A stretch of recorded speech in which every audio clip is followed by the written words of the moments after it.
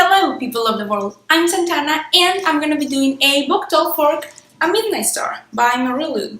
So this is the third book on the Young Elites trilogy. I can't really say much about the book per se if you haven't started the trilogy or read the other two books previously. If you haven't started it, I'm just gonna tell you that these books are excellent. It's such an amazing series. If you read the Young Elites and were a little hesitant about picking up the second one, I'm just gonna tell you the second one, The Rose Society, is even better. We all know that second books are always the best, but the third book, the conclusion, it was almost as good as The Rose Society. It's still The Rose Society is my favorite book of the trilogy, but The Midnight Star came to a very close second. And if you read both The Young Elites and The Rose Society, you have to pick up The Midnight Star.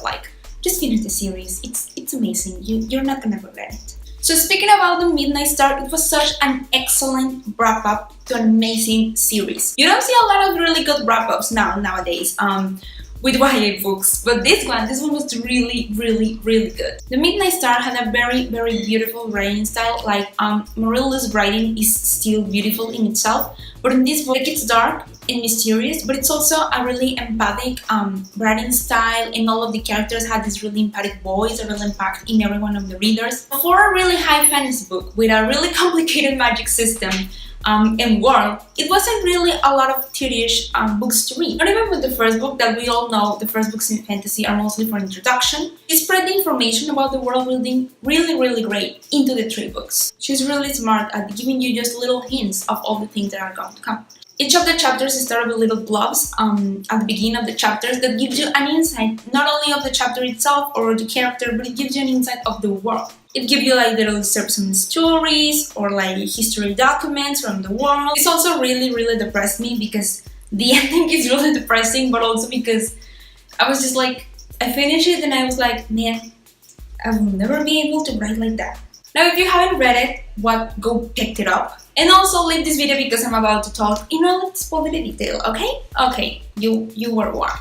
So like I said before, I don't remember much about the Rose Society, but on this book, even though we don't have a lot of POVs for most of the characters as we had in the Rose Society, it really gave me a lot of better insights into each one. For example, even if we didn't focus a lot on Maeve, I really felt for her. I had more empathy for Maeve in this book than I felt for her in the Young Elites or in the Rose Society, because in the Young Elites she doesn't really appear. Now, Raphael has been the one that I have most complicated relationship with, so let's just start talking about him, okay? For me, he was just a really difficult dude to crack, and I don't know, I don't buy it because sometimes he was really, really kind, too kind, and other times he was not too kind at all. So it's dude, what are you playing at? I don't know, his grayscale was really difficult for me. I couldn't picture him in either side of the band. He was a good guy, yes, but he was also sometimes a little bit mean to Adelina. And I know Adelina was practically the villain, so the good guys are supposed to be mean at the villain, but still, man. Now, that scene with Enzo dying, it gave me a better understanding about his character. And I know that it was in the previous two books that Raphael really loved Enzo.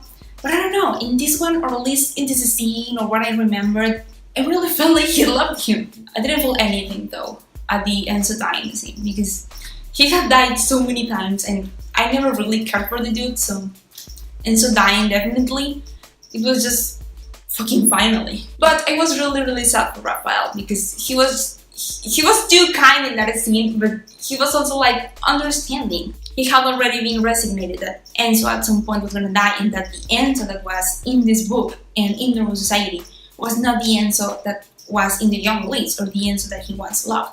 Now, I had the same thing with a complicated relationship with Violetta. Now that I think about it, I think Violetta is the one that I had the most complicated relationship with, because she was described, and she was actually described as too kind and too good for this world. And yes, she was, but I still maintain it from when I first thought about her in the Young Elites. She was a little bit of a selfish bitch to her sister. She was really selfish with her in some points, and I know now that I finished it, and I should have known this since the first or the second book, that this is more of a sister relationship. And I guess I didn't get it right away, and what I didn't exactly dig that direction the books were taking, because I don't have a sister. So I don't know that sister bond relationship that we're talking about. Oh, good. Wonder Woman just decided to fall down. What do you mean you don't understand sisterhood? Now I actually like her, but not too much. I tolerate her. So like I said about Enzo, I never really cared about him. I never really shipped him with Alina. Like he was cool, but his death were always like mad to me. Magiano on the other side.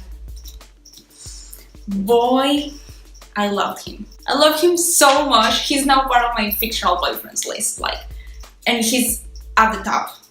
Not the number one, but he's in the top 5 at least, I think. He is still, because he's not dead. He's not the one who died. He's just so perfect, and he loved Adelina so damn much. I was so disappointed that we only had like one Magiano chapter, and it was like a chapter of 3 or 4 pages, and it was just...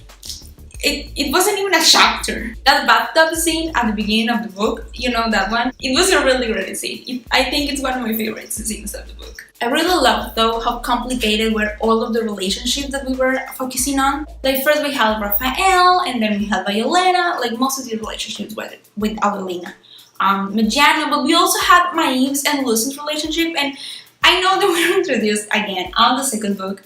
But maybe it's because I don't remember well, or because I was just focusing too much on Adelina and Magiano in the second book, that on this one, I really felt about the relationship. I was really sad that Maeve doesn't come much on this book, and that she doesn't come as strong and as interesting as she did in the second book. Mary, can I call you Mary?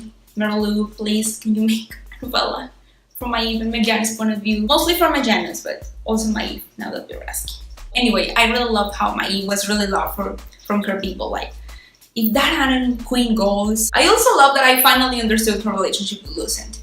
And now I'm really shipping them. Now at the end, that ending was so emotional. I was just hysterically crying when I finished it. And I couldn't stop crying. And I haven't been able to stop thinking about it. It's been a week since I finished this. And I still...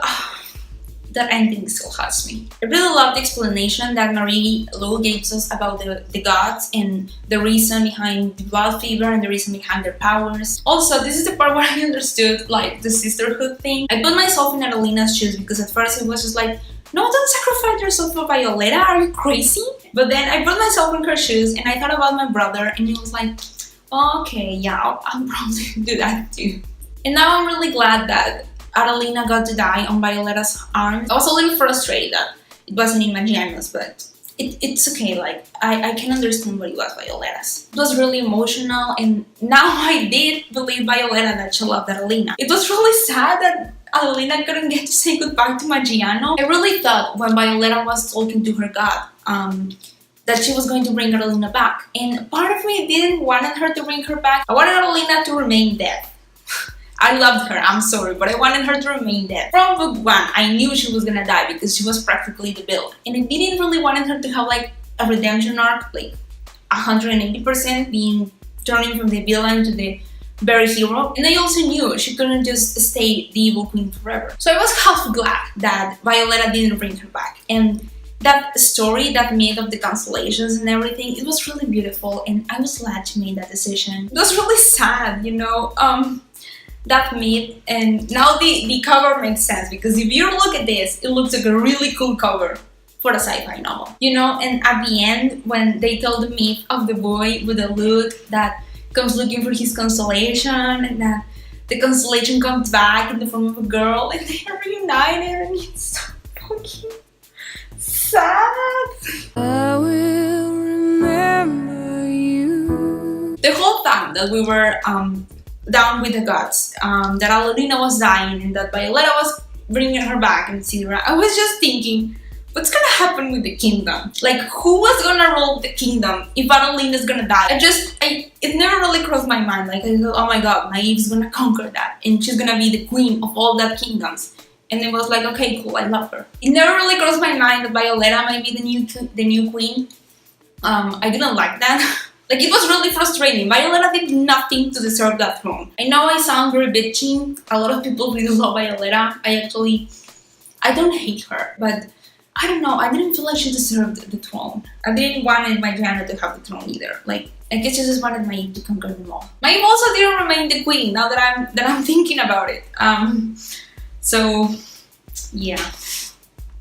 That couldn't have happened either. But overall, I really love this story. I really love how it wrapped up. It was really sad, but I already knew that. I saw that coming from the first book. Tell me what you thought about this book, if you agree with any of the things that I've said, because I don't think anyone will agree with me, but okay. Thank you for watching. I'm Santana. Bye!